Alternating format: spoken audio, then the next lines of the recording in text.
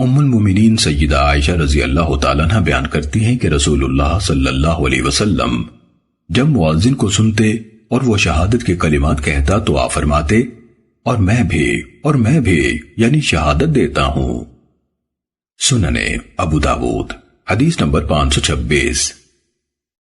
حضرت عمر ابن الخطاب رضی اللہ تعالیٰ عنہ سے روایت ہے، رسول اللہ صلی اللہ علیہ وسلم نے فرمایا جب مؤذن کہے اللہ اکبر تو تمہارا سننے والا بھی کہے اللہ اکبر، اور جب وہ کہے اشہد ان لا الہ الا اللہ تو سننے والا بھی کہے اشہد ان لا الہ الا اللہ، پھر وہ کہے اشہد ان محمد رسول اللہ اور یہ بھی کہے اشہد ان محمد رسول اللہ، پھر وہ کہے حی علی الصلاۃ اور یہ کہے لا حول ولا قوۃ الا باللہ، پھر وہ کہے حی علی الفلاح اور یہ کہے لا حول ولا قوۃ الا باللہ، پھر وہ کہے اللہ اکبر اور یہ کہے اللہ اکبر، پھر وہ کہے لا الہ الا اللہ اور یہ کہے لا الہ الا اللہ۔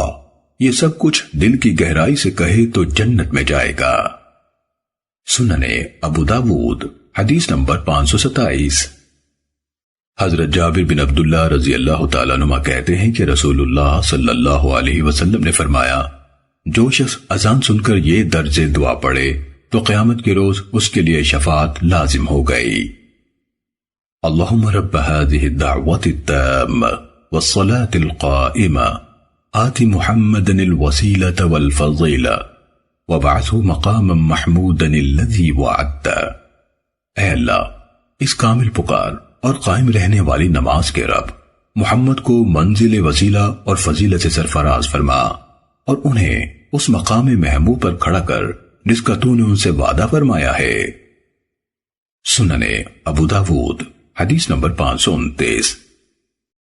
ام المومنین سیدہ ام سلمہ رضی اللہ تعالیٰ عنہ بیان کرتی ہیں کہ رسول اللہ صلی اللہ علیہ وسلم نے مجھے تعلیم دی کہ مغرب کی اذان کے وقت یہ دعا پڑھا کروں اللہم ان ھذا اقبال لیلک و ادبار نہارک و اصوات دعاتک فاغفر لی۔